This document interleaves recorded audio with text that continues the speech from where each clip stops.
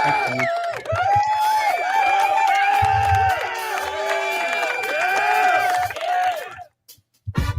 Excellent. Right, enough silliness. Quite enough silliness. Right, welcome one and all. Sorry about the delay. My fault entirely. I sent Stephen the wrong link. What a dick. Never mind. Yeah. We're here. We're queer. We are. We don't want any beer. Is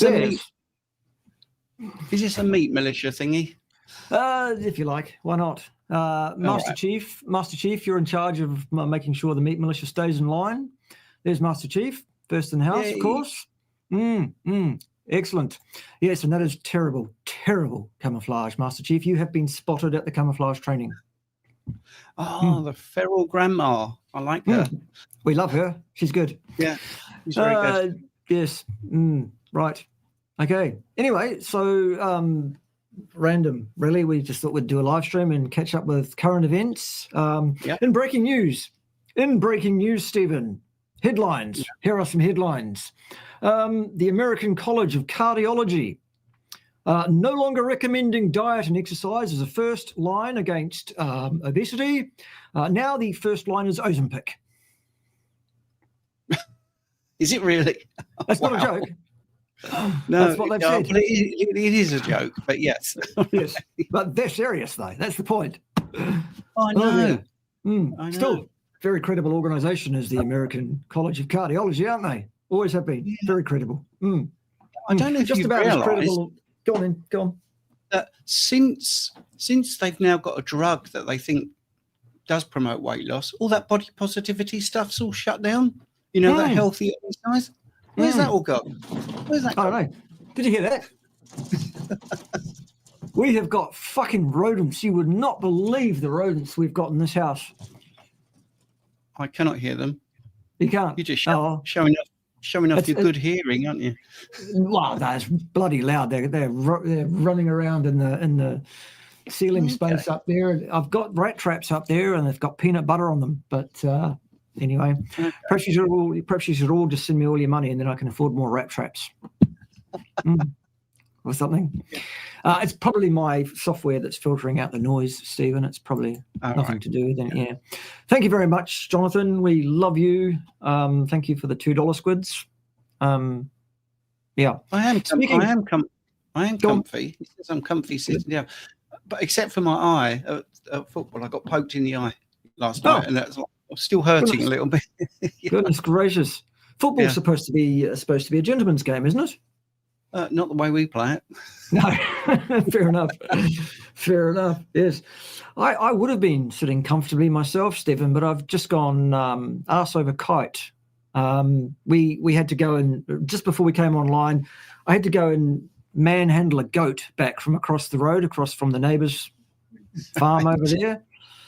Oh my God! And we've not got much above freezing here all day. And there's just 2 planks of wood that go across the creek that I had to cross to go and get this goat. And of course, I put my left foot down on this thing, and it's sort of sloping a little bit. And I nearly went in the creek. That would have been very, very cold indeed. But anyway, so sore bottoms. So, well, yes. Incredible. Yeah, they sound like possums. They're big bastards, Dana, whichever it is. Yeah, big rats. I caught one the other day, but there's still more. Yeah, I like the surname, Dana Trout. Yes. That's good. Very, very sort of carnivore related. I've got a client called Cat Bacon, which is good. I did an interview with Bill Lamb the other day, so, you know. Good. Mm-hmm. That's good. Yes. Yeah, so I've got to say, I've been enjoying your content, but aren't we getting fed up with idiots? Oh, my God. Tell me all about it. It's getting worse. I think it is getting worse. I mean, if you've got a theory, this is my advice. If you've got a theory, present it as a theory. If you've got a few pages from ChatGPT, tell us that at the beginning so we can listen with the knowledge that what you're actually doing. And if you feel it's science, and actually present some science, some experimental science. But that's what I'm finding difficult at the moment. I mean, that was partly why I wanted to get on, because I just wanted to say thanks for doing, the hard work, because I don't have to. Because every single idiot out there is just, it's ridiculous. All you do is just eat fucking sugar, Stephen. That's all you do. Sugar diet, insulin suppression, that, the fairy tale of that. And don't forget, if you eat meat, it will dissolve your bones. Yes, which again, there's no proof of that either. So, quite the I was speaking to Richard Smith the other day about this.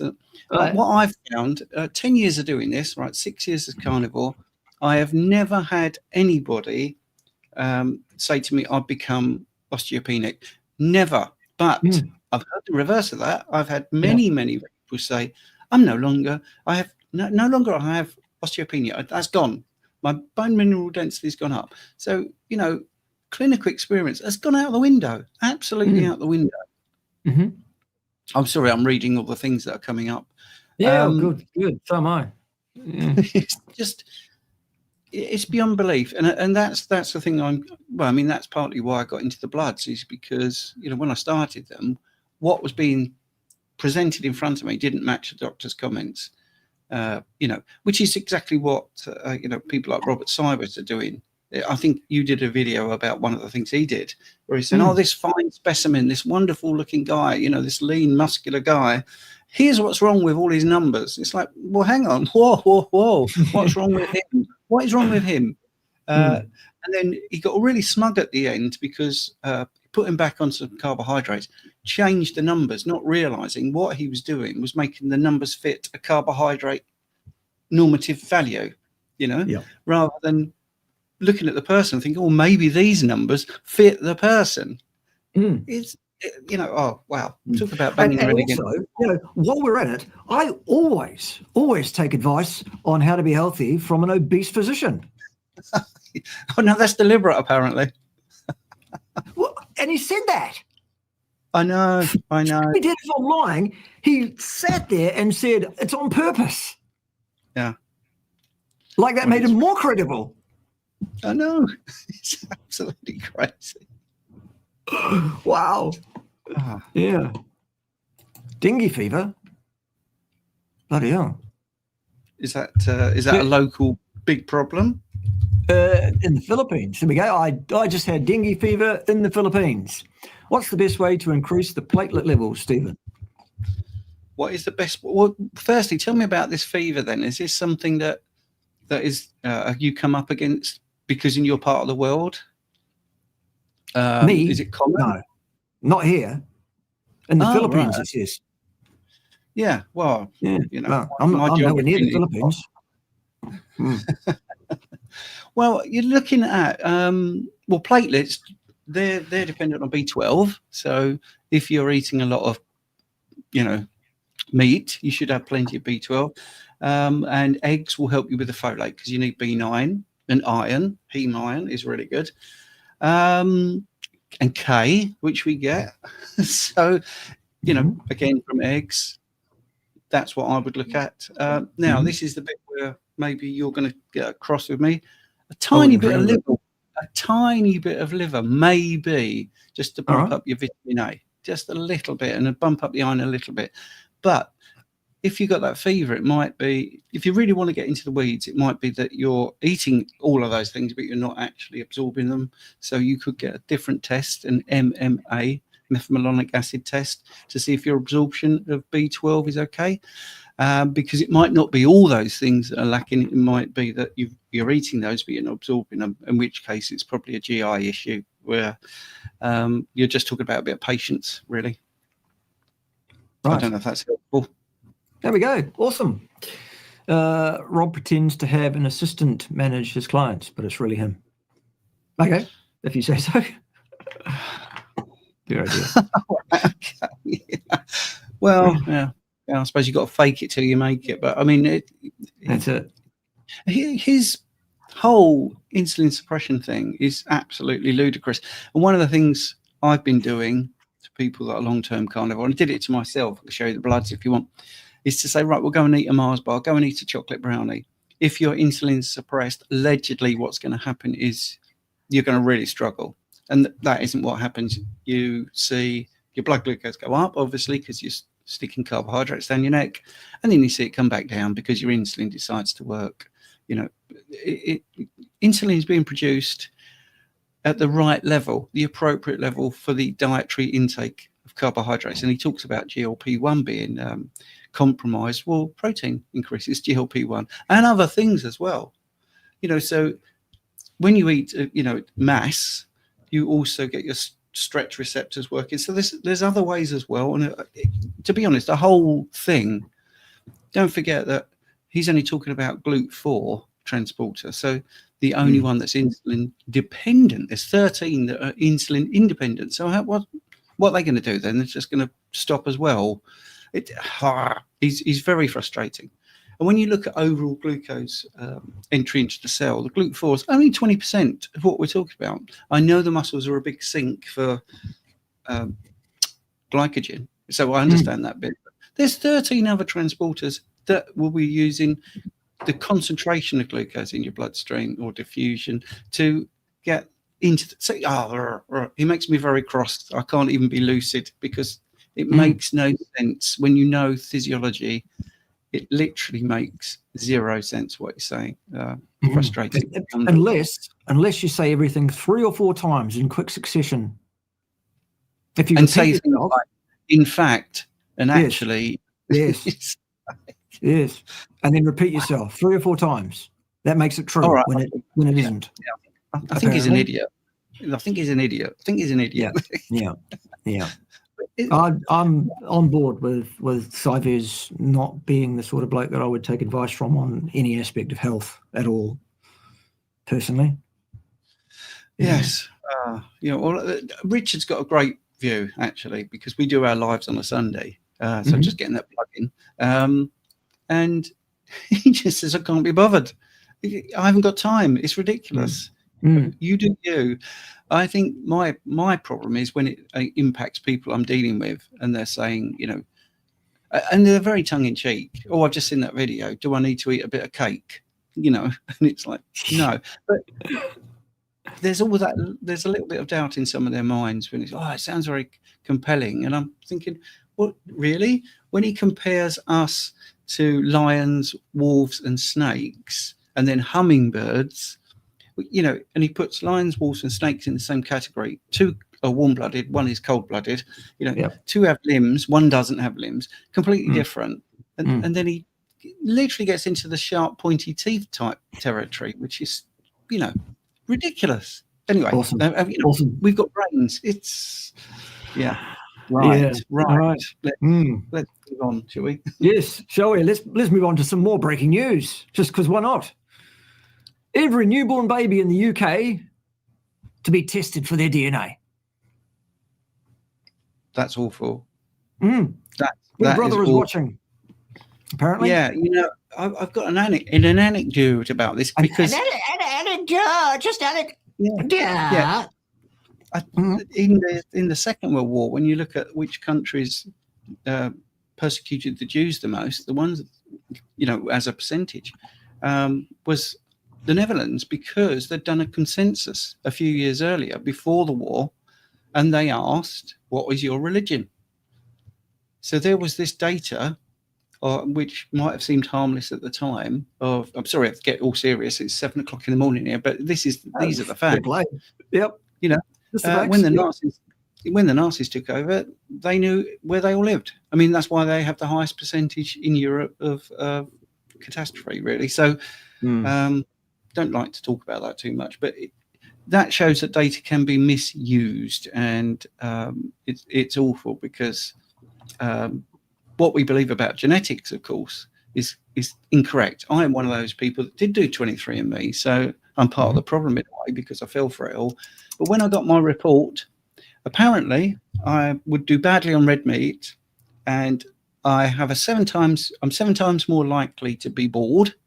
Here I am at 61. I don't think my hair is of peace. I think that's real hair. I definitely do well on red meat.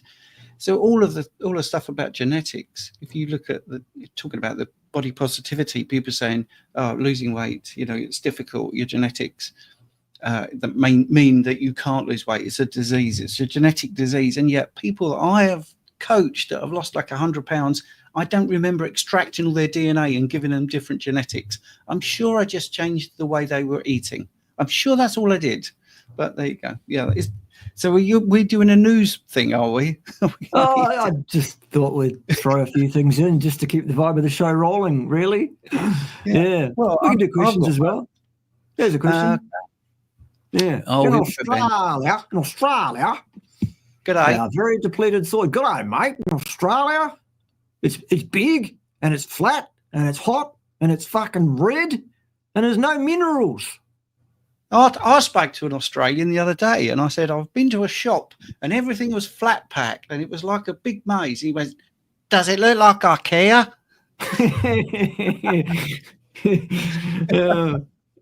Sounds like IKEA. Yeah.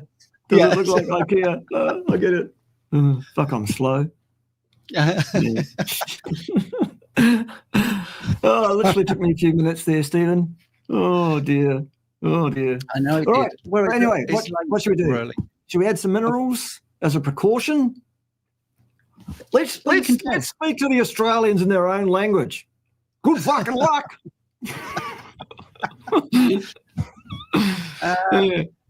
You can test.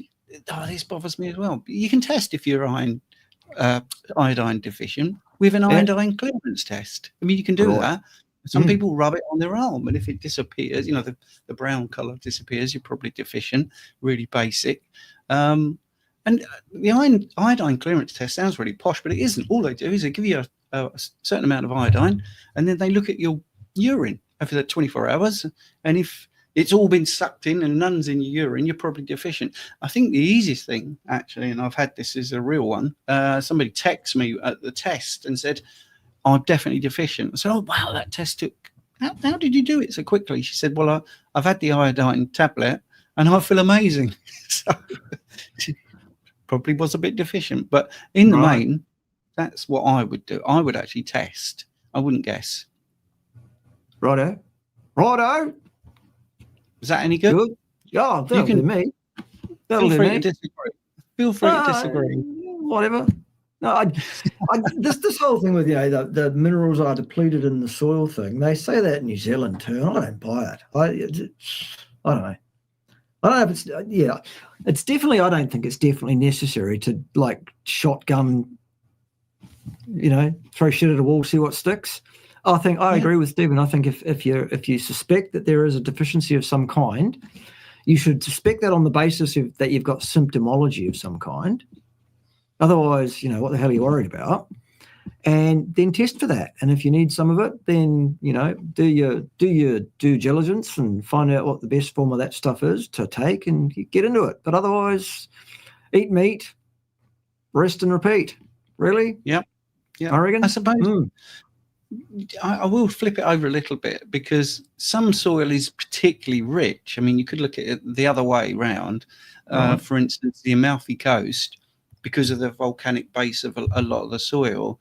And this is not an exaggeration. The lemons there are this big. They are literally bigger than your head.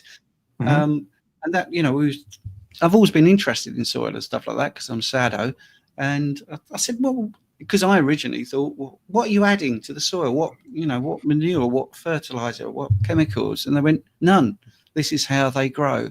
So that was pretty interesting. But that's because of a particular, ecology over millions of years. But volcanic soil, very very rich. Good. Anyway, right. All right, lovely. Jonathan says, could you two compare and contrast your views on protein and gluconeogenesis? You have differing views of its potential gradient upon higher versus lower protein intake. I don't know that we do. Do we have different views? I don't think so. I don't think different views aren't allowed on my channel. That's hate speech. We won't have that. I can give us your views, and I'll tell you if you're wrong. Well, we always produce glucose. Via gluconeogenesis. Even if you eat carbohydrates, that's the first thing. It doesn't stop. There's not like 2 a.m. in the morning, let's just stop. Protein, when you consume protein, it gets broken down into amino acids, and some people believe that it immediately becomes part of your blood glucose, which isn't the case. So when they've doubly labeled amino acids, they used chickens, and it's been repeated, and they look at the percentage of those amino acids that are labeled that eventually end up in your bloodstream. It's between 2 to 8%. It's not a lot, and the 8% was a particular outlier, but I use all the data that's there. In the main, it was about 2 to 3%, and this view is held by not many people, the next bit. But when you actually look at blood glucose levels when you eat protein, for it to get into the bloodstream probably would take about 6 hours. And when people say, I ate some protein, my blood glucose goes through the roof or went up, there was a small bump, however you word it, what actually happens is it goes slightly lower, and then glucagon increases. Don't forget, this is why I wrote this book, because this is what I did for a decade and really got into the weeds. Glucagon goes up and gives you more energy to digest the protein. I hate that expression, but people sort of get what I'm saying. Because it's more labor intensive for the body, glucagon stops you being hypoglycemic, because you are going to expend more energy to digest it. So it's just a sort of mechanism to make sure that you have the right level of blood glucose, as always, which is what the body does brilliantly, because you've just eaten a big bolus of protein. So I don't think that's anything different to you, is it? No, I don't think so. No. I've always said that really, if you're going to turn gluconeogenesis into a supply-driven thing rather than a demand-driven thing, you've really got to pack in the protein for that, I reckon. But other than that, well, it's a strange phrase, demand-driven, because isn't everything the demand of the environment, of what the body is working out what it needs all the time, isn't it? Exactly. We were talking about genes just before, and they're some of the most demand-driven things in the universe. They are reacting to the environment in which you place them all the time and changing what they're doing. And people think your genes are some written instructions that are inviolate and they just do one thing and that's all they do. No. Each gene just encodes for one protein, absolutely, but the rate at which it makes it is variable. Yes, it's reactive. So anyway, whatever. Okay. I suppose people are seeing demand driven as in, I'm going to lift a big heavy weight, so I need more, or I'm going to go to sleep and I need less, which is basically yes. Yeah. But also I'm going to need to stay this temperature, and I'm going to need to stay hydrated. Everything, absolutely. Literally. You bet. Yeah. Yep. Hey, while I think about it, and demand-driven things, and that one thing that in your body that's not demand-driven is your release of adult stem cells. Absolutely. That slows down every year. Every single year that slows down, boys and girls. Isn't that terrible? Absolutely terrible. Tell you what you need to do about it, though. You need to get yourself some Cerule Stem Enhance Ultra. While you're there, you might as well get some Cyactive, the anti-inflammatory, and some Plasma Flow, the blood flow optimizer. Best place to go for that is onlinecoach.cerule.com. It's winding its way across the bottom of the screen as we speak. And so get across there and get yourself some Cerule, the sponsor's product. Fabulous stuff. It does exactly what it says it does on the bottle. And also while you're there, you'll probably notice that Ted is touting for some attention over there on the old X platform. Poor old Ted. He feels a bit left out. Fair warning, though, he's a bit gobby, and he does like to refer to next Tuesday quite a bit, to be fair. I think you should have a competition on X and get people to video themselves doing an impression of Ted. All right. Good. Yeah. Coming on and going, bollocks! Are you retarded? Stuff like that. Excellent. Yes. All right, Miss Patricia, very good to see all of you as well. I hope you're all doing well today, all of you. That was a good movie, wasn't it, that one? What was a good movie? The one that Miss Patricia comes from. What was it called now? I forget what it was called. It was about this bloke that had a lot of different characters, one of whom was called Miss Patricia. And and it was a criminally insane person that was a murderer and all this kind of stuff. And he was played by the guy that played Mr. Tumnus. Oh, right. Okay. Yeah, it was a good movie. Anyway, glad you're all here, Miss Patricia, all of you. Good to see you. All right. Jonathan's got a lot of questions this morning. It's nice to see Jonathan's him. full of it today, isn't he? Good. Yeah, he's full of it every day, but that's another matter. Full of beans. Excellent. That's what we want. Oh, here's a good question. How bad is the sugar diet then? How much damage could it cost? Well, you have at it, Stephen. Tell us all about it. Right. Okay. How bad is the sugar diet? Well, it depends how you define bad and how much damage could it cost. Depends how you define damage and cost. Right. Let's say you did it for 3 days and you lost some weight. Right. Then what happens after that? What happens? And what is that level of glycation worth it? Because the thing is, all you've done is a little bit of a biohack, and you might have lost some weight. You could do it healthier. So Sean Baker did the sugar diet without the sugar, where all it was is the protein restriction. That's exactly it. The thing is, they say it works because of FGF21 upregulation, which is correct. That's how the thing is supposed to work. However, the way you upregulate the expression of the FGF21 protein is by not consuming protein. It's nothing to do with the fucking sugar. No, nothing to do with it.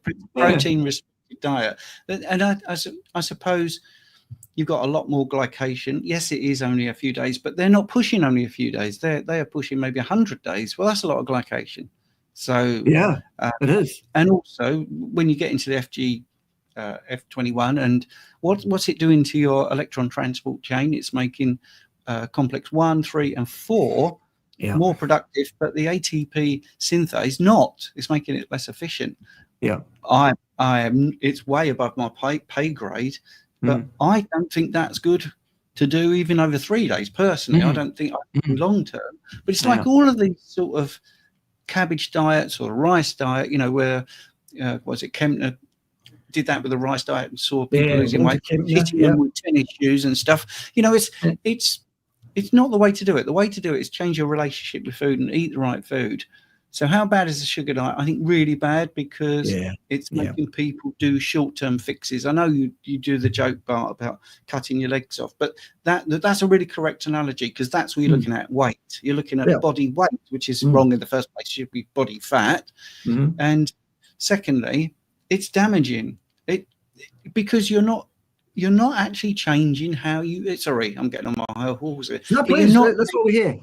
You're not changing how you look at food and what you're eating.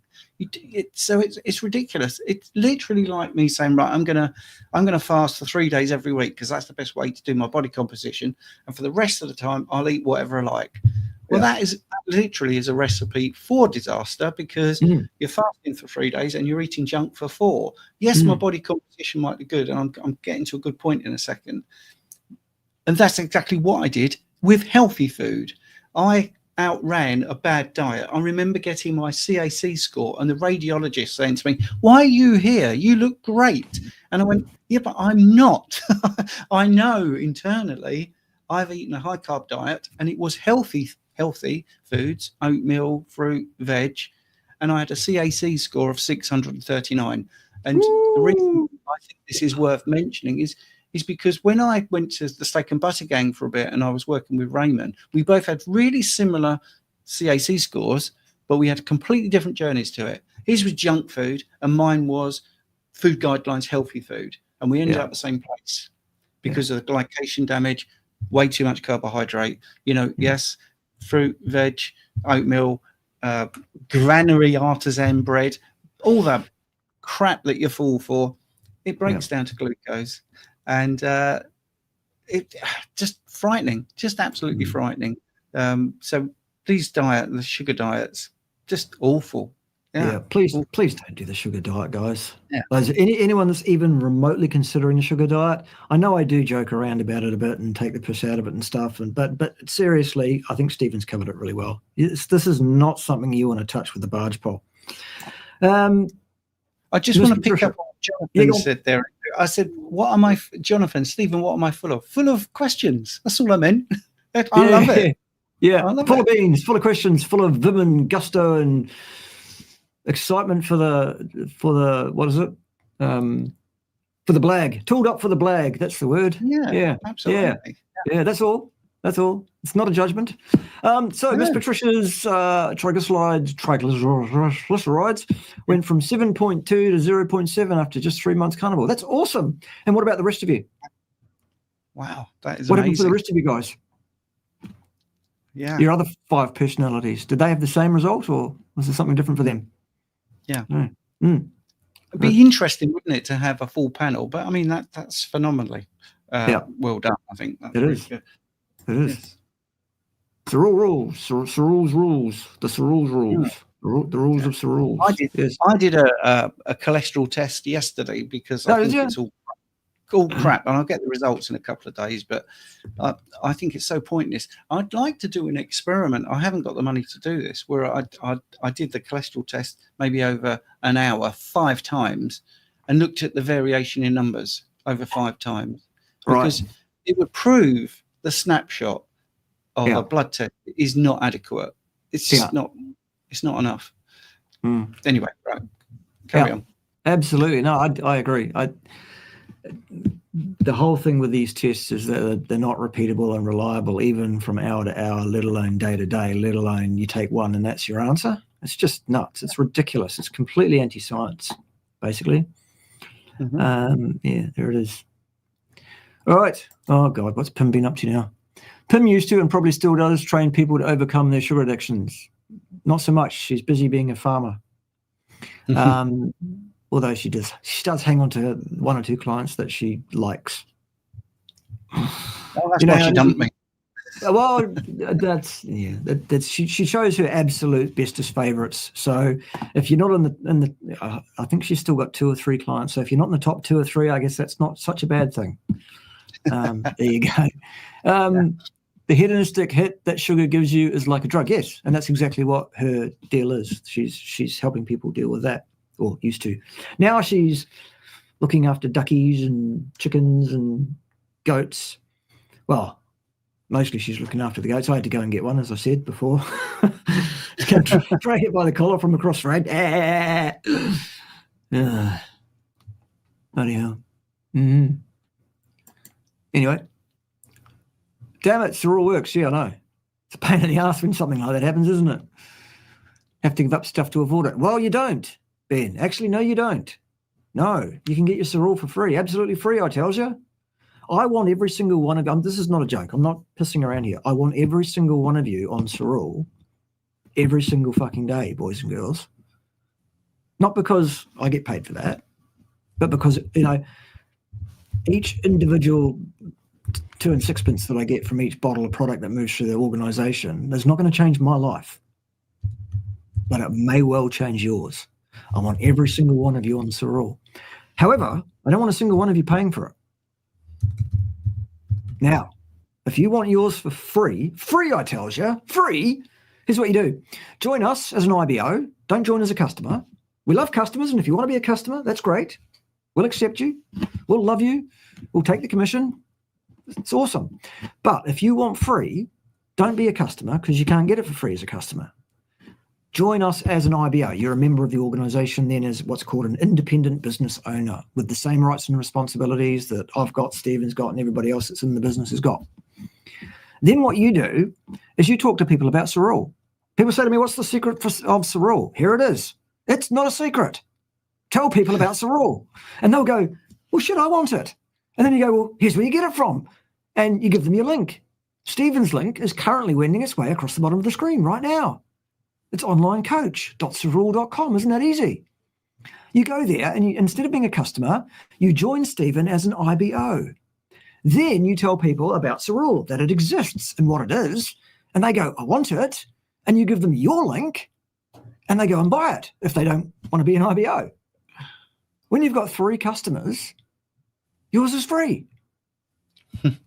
3. ABC, auntie, brother, cousin. Probably not auntie, brother, and cousin, because they know you. But 3 people. That's all you need. It's not even hard. A dog with a note in its mouth can do that. So don't tell me you can't afford it. I won't have that. I'll send Ted around if you say that. And he will bring that bucket of soapy frogs and that wetsuit with the bottom cut out. He may even bring the rampant wildebeest if he's cross. You don't want that. A late night visit from Ted. If you wake up late at night and this is what you see looking down at you, you're in trouble, pal, because Ted's here. All right? That's how you avoid it. Or if you like Ted to come and visit, well, you can come and stay here. Actually, you can come and work at Pimbatia for a while if you want. Do some fencing for us or pull some weeds or some bloody thing. We'll feed you. We'll look after you. You know, and Ted will be there. You get to meet Ted. Send me an email. And if you can get past Ted, we might consider having you. There's quite a few people are talking about coming over from the UK, actually, to come and visit us at various different times. That's going to be awesome. We might have a UK retreat in Pimbatia. Woohoo! That'd be cool, wouldn't it? It would be great, actually, yeah. Yeah. All right. Dana, that's how we pronounce it. Dana is having good results with Cerule as well, healing old injuries. Yeah, that's, among other things, that's one of the things that is a possibility, because adult stem cells can and do differentiate into just about anything in your body. The only things they can't become is sperm and eggs, and who wants any of those? I don't. Oh, here's one. This is topical. Methylene blue. What's your thoughts, Stephen? Methylene blue. Well, I'm a little bit confused about it because I don't buy into it really. Right. But some people I respect seem to think it is good. It's a synthetic compound, which immediately makes me think, textile industry dye, which seems to have some sort of, benefits when it comes to your hemoglobin, basically. Yeah, among other things. Yeah, apparently. Yes. Potentially. All right. I'm not a fan, to be honest. Okay, good. No, good. I'm happy with that. My first exposure to methylene blue was many, many years ago. I first heard about it because it is widely used in the aquarium industry, and I've had an almost lifelong interest in the aquarium keeping hobby. And I've used it often for treating sick animals and whatever else, sick fish, aquatic animals, snails and other things, invertebrates of various kinds. So it's quite good for that. It is a pigment that was, as Stephen said, originally invented as a textile dye, but it was found to have therapeutic effects and antimicrobial, antifungal, anti-parasitic effects on aquatic animals fairly early on. What it does is it inveigles itself into your electron transport chain, among other things. The hemoglobin thing is the thing it does as well, but the thing that I'm talking about now is the electron transport chain effect, where it gets in between several of those complexes in that electron transport chain. And what it does is it makes it easier for electrons to go down the chain, by meaning they can bypass one of those or two of those complexes. So it can get mitochondria running that are having trouble running for some reason. For example, it can be used to treat carbon monoxide poisoning. The downside is that the net return, the net amount of ATP being produced is thus reduced. So a lot of people are saying it's great for mitochondrial function. It's great for mitochondrial function if your mitochondria are blockaded for some reason. Yes. If your mitochondria are already working fine, then actually all you're doing is reducing the level of ATP that you can produce. That being said, and this is why I'm saying it's topical, somebody sent me a video that was done by not really a Dr. Paul Salad I don't know recently. Right. Who is an imbecile? Paul is an imbecile. And I'm not saying anything different from that. He is an imbecile. Okay. But I have to give him credit. He got that absolutely right in his video about methylene blue. It's the first thing I've ever seen Paul Saladino do since he stopped being 100% carnivore that was right. Well done, Paul. Well done, son. You got something right. So yes. Does he talk about the methymoglobulin being converted back to hemoglobin? Then is that what he? No, he was talking about the exact thing I was just talking about with the electron transport chain. All right, okay. Yeah, because I mean, methylene blue has a number of effects on the body, including it makes your urine go green. Yes. Or if you have enough of it, blue. And it makes your tongue go blue, and it makes the white material in your brain go blue for a while. Well, whoop-de-doo. Anyway, there you go. Yes. I thought I'd throw that out there. Paul Saladino got something right. Yeah. Incredible. Yes. Wonders never cease, do they? Well, I suppose, this is it, exactly what you said. In a clinical setting where you're having trouble with your oxygen supply for whatever reason, it's a biohack. It's a thing you can administer or infuse and see a difference. Absolutely. The other thing I should say about Paul Saladino is it's an old hackneyed adage, but I'll use it. Even a broken clock is right twice a day. Twice a day, yeah, absolutely. So there you go.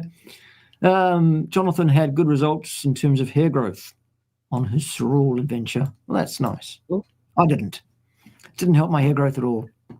It did, however, save my eyesight, which I think is probably quite a bit more important than hair. I feel like it is. Is hair important? Is it important? Well, it depends where and why, I suppose. Yes. I guess.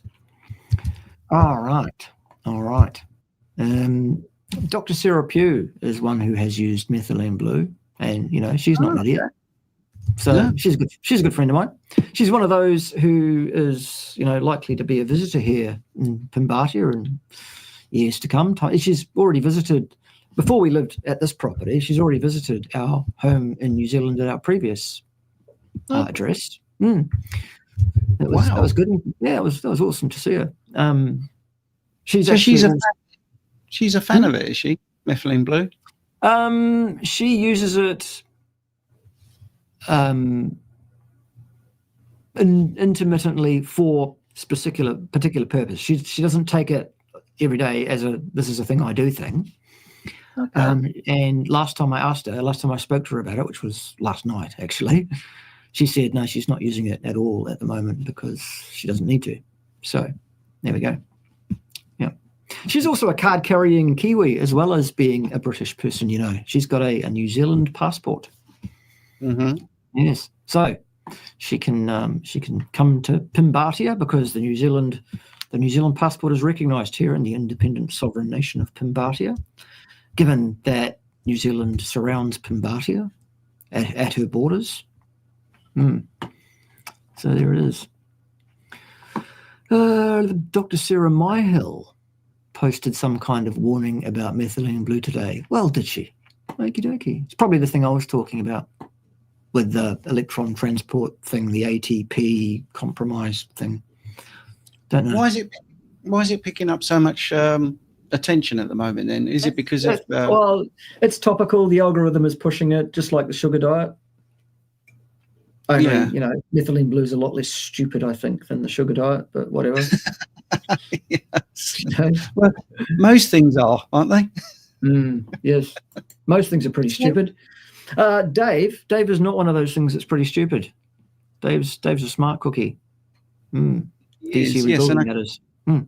Keep dropping hints to Dave that I'd like to have him on my channel and interview him, but Dave, stop fucking around. Stephen wants to have you and interview you about your story and your journey because Stephen's people need to know about it. Really? Yeah, and he's a good guy, and it's an interesting story. And the more stories that we share, the better. Yeah, and DC's story is quite the story. Bloody hell. Whew, quite the story. Anyway, I'll leave that for you guys in the background. Get your shit together. Don't make me send Ted, Dave. I will. I'll send Ted. Then you'll be sorry, won't you? Okie dokie. So, where are we up to? I'm at the bottom of the chat. No, I'm at the bottom of the chat. Are there any questions I've missed? Probably not. You're all just chuckling along with the vibe of the show. Tell you what, let's have another story. Another breaking news story. Here we go.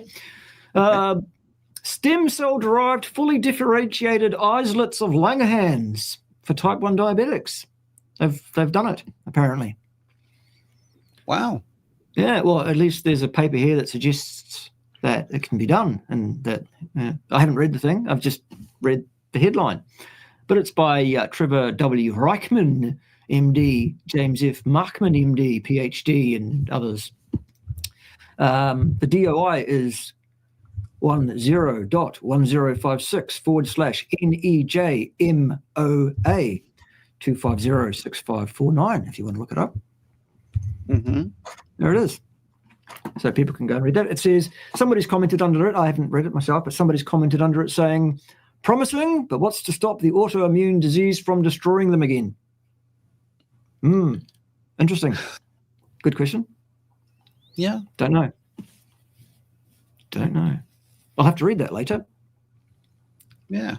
All right. Well, any last questions from you, Stephen, or from the floor? Well, didn't somebody ask about high triglycerides or something? Did Was they? there some talking about that? Let me see if I can find it. Well,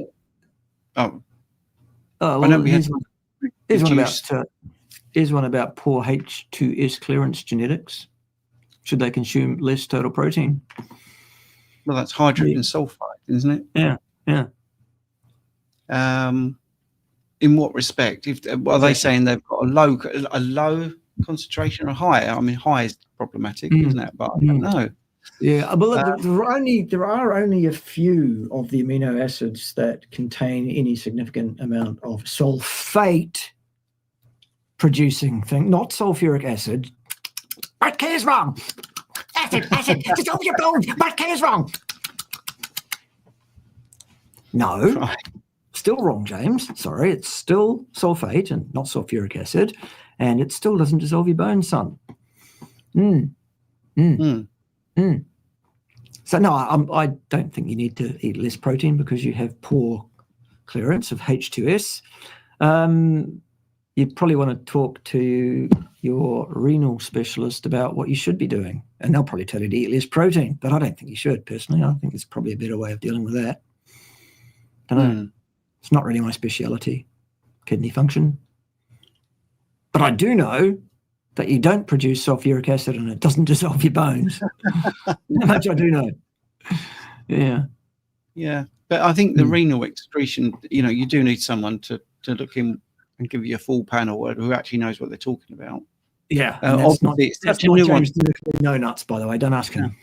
Yeah. It's such a nuanced question. They've probably been told they have a problem with it, I would imagine, unless they've self-diagnosed. Yeah. How many days of fasting have the most benefits? Have you done much fasting, Stephen? I don't think I've ever asked you that, or if I have, I forgot the answer.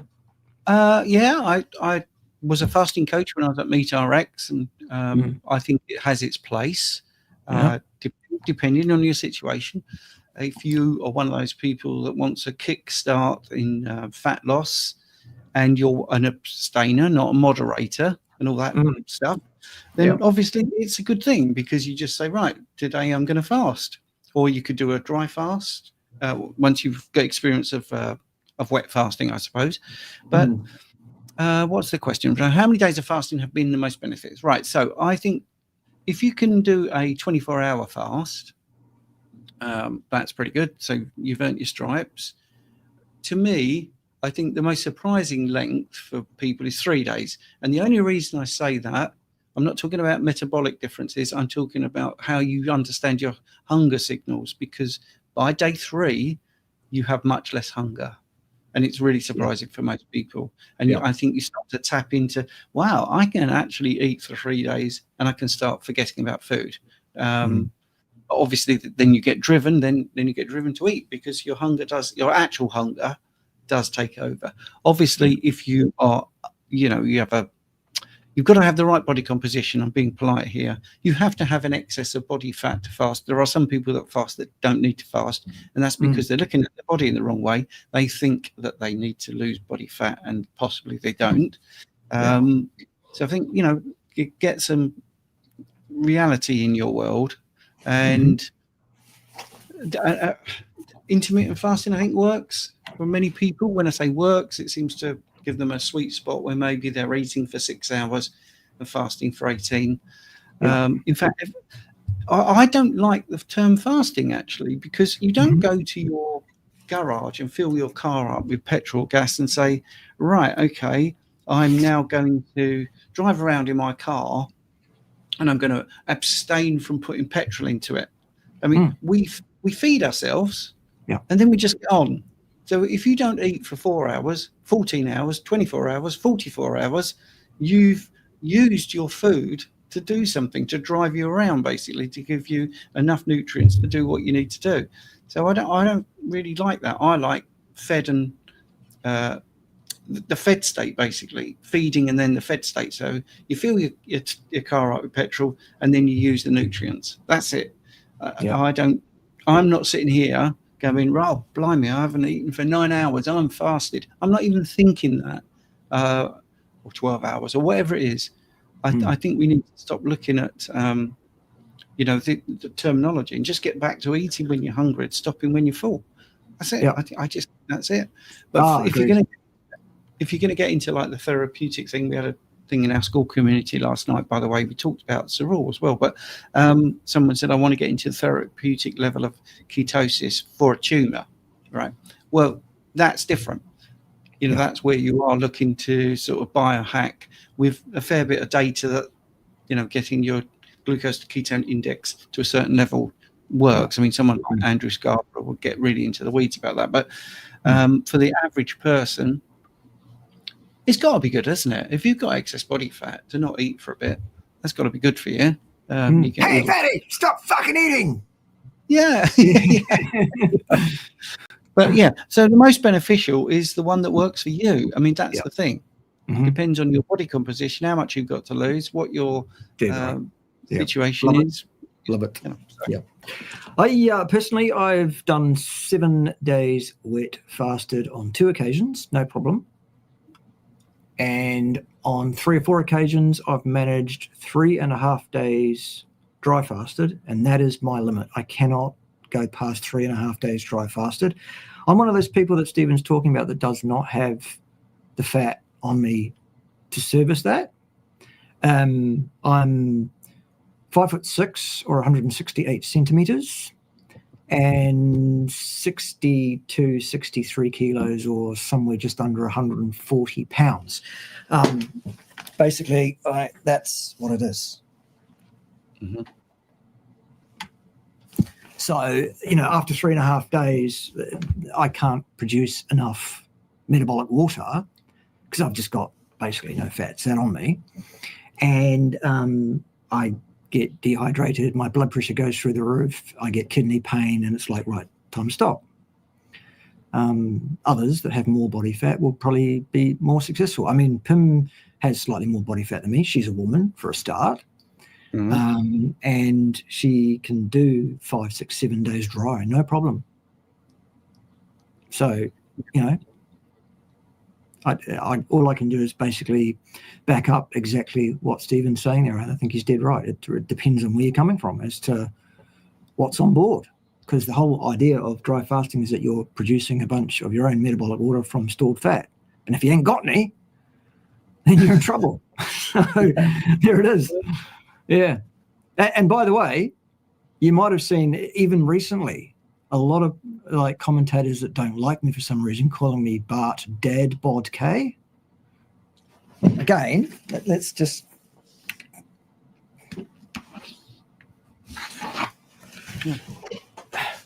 I don't know. People will come up with all sorts of crazy shit if they don't like you, won't they? They'll just make shit up. Yeah. Whatever. They're idiots. Oh, by the way, this is going out on my channel, so I'm going to say to my viewers, don't forget to subscribe to Bart's channel. Don't forget to do that. Do that. Yeah. Because your shouty, sweary days are less, aren't they? And you're being... I've turned a corner a bit. I still use the odd short word, as you've heard me use today. I'm not talking about next Tuesday as much as I used to. I'm just using the F-bomb a bit. And I'm not using it in the way I was using it, where I was directing it at somebody a lot. Yes. I'm now just using it as punctuation, as we Antipodeans tend to do. Yes. It's more humorous, I think. It's less abrasive. It's less confronting. My style that I adopted 7 years ago, when I started doing this, was with malice aforethought, to have a point of difference, to have a hook to get people to watch and click and what's he going to say next. And it was great because it achieved that goal. But now the exact same thing becomes a bit of a handbrake, because a lot of people go, oh, that's a bit much. And that's not really what. So I've got, okay, so I just need to rein that in, wind my neck in a bit on that. So I have. And I'll continue to work on it. Maybe. Yeah, it's a tough one, because unless someone pisses me off. You know? Yeah. Well, that's the thing. I mean, I'm reasonably polite and I don't swear online, but that doesn't mean I'm not wanting to, because some people are, frankly, they're idiots, and they present it as facts, and that's really frustrating. And other people just are so disingenuous. And if you look at Mike the Vegan, 5 years ago, he ripped apart Sean Baker's bloods, for instance, because he had low testosterone. Well, the guy's an idiot. Occasion. Because you've only got to look at Sean Baker and think. And I always say to people when we talk about bloods, imagine you were doing this for the first time on Earth, right? These were the bloods, first time you ever looked at them, and you didn't have all this other arbitrary stuff all around it. You would look at Sean Baker and go, well, that's the amount of testosterone you need, because look at that guy, he's breaking world records and he's got a lot of muscle, so it must be all right. It must be a good level. Now, he's such an idiot, he can't use his own eyes. He's so embedded. Now, I've used the word idiot about 3 times, but he's a malicious idiot. He knows what he's saying and how he's trying to manipulate. And then he makes all these ridiculous assumptions, which, I'm going to do this, I think. I don't tend to do response videos. Go back to 6 years ago when he said, oh, look at his blood glucose. It's a bit high because he's an idiot. Sean Baker trains. He's going to have slightly higher blood glucose, low insulin, more diffusion with the other 13 GLUT transporters. And it's like, you make this prediction. You're an idiot. Firstly, you don't even understand that even the Cochrane review of 103 studies, I hate studies, but let's use it, looking at pre-diabetes, those people with pre-diabetes, they don't become diabetic because the numbers are crap. That's the thing. They're just ridiculous, arbitrary numbers. And he is a thick idiot who is malicious. Right? So there you go, I've said it. But it makes me cross. So I don't understand why some people get... Oh, look, I remember doing a response to Mike the Vegan, a couple of years ago, and he was talking about how we should just ignore all of these studies that were reporting that there was no real problem with red meat. Red meat wasn't a problem. The association wasn't there. We should just ignore all of those things, he said, because conflict of interest, you see, and conflict of interest was bad. And he went out of his way to say it 4 or 5 or 6 times how bad conflict of interest was.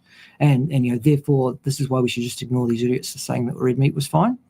And then he said, and while we're at it, it's absolutely clear that LDL cholesterol is absolutely causal in heart disease. And he gave us the European Consensus Panel paper as his proof of that. Yeah. The one that has a 4.5 column statement about the conflict of interest in it. I'm like, you absolute fucking hypocrite, Michael. Yes. There you go. There's the F word again. And I'm using it, directing it at Michael the Vegan, and quite rightly so, I think. Anyway, there it is. Eubank. Goodness, Eubank, you're late. Goodness, you're late. Report to Ted after class. You'll be on Juster's duty, and probably latrines as well, I should suggest, as well, Eubank. Goodness gracious. Coming late to class. Is he related to the boxer? No, but he's quite a good writer. Oh, right. I assume he's not related to the boxer. I don't know.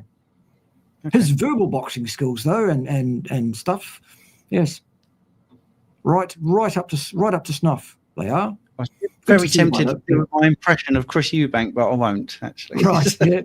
Good to see you, John. Anyway, good to see you, even though you are late for class. And we're actually just about done, by the way. But no, it's really good to see you actually attending a live for once. How's my book coming along? By the way, I thought it was commenting on a 1980s sitcom there. Hello. Well, Good moaning and all that stuff. John's helping me write my book, you see, Stephen, and Right, okay. well, it is a bit of like an 80s comedy, really, a sitcom. What is I'm sure. When is it going to be out? Then your book? When hell freezes over and it's written. Really, and when we've thrashed out the details and things. Yeah. Yes. Oh, good. Well, you should write a book, I think. I mean, well, he is. What John has that all in hand. He's doing the putting what I would say down in words and writing. My medium, you see, is video and the spoken word and the double-barreled insults like cock trumpet and fuck lunch, stuff like that. Yes. And ass hat and things like that. and John's the wordsmith. Just the facts. Good. Yes. So that's the plan, I think. I look forward to it. I look forward to it. I look forward to very it much. Yeah. Right. There's a question from Dana, by the way, about dry fasting. Darna, where's the question? Just tell us what it is, because I can't find it. Where is it? Dry fasting is equivalent to 3 days wet fasting. There are some people that say it is in terms of autophagy and immune system reset and stem cell release and that kind of thing. And I've got no reason to doubt that that's true. It's not in terms of fat loss, I've found. But then I don't have any fat to lose. So, yeah, it does seem to be, well, I suppose it's obvious, quicker to do stuff because you're getting the whoosh effect, aren't you? The water coming out of your fat cells. But whoosh, yes, the whoosh. Yeah, that's what they call it, the whoosh effect. The whoosh effect. Good. But I would say the 3 days thing is possibly an exaggeration, but you will get more out of dry fasting than wet fasting. I don't know. I don't know how many times I've told people not to exaggerate. Billions of times, probably. Yes. I can't help myself. I'm here all week. Yeah. All right, Brilliant. Are we done? I think we're done. All right. I think we're done. Yeah, we've dried out of questions. Yes. We've done the dry fasting. We've dried out. It's all good. Oh, well, that being the case, join me next time when someone will be wrong on the interwebs, because it doesn't look like slowing down, does it? No. Bye-bye, nicely.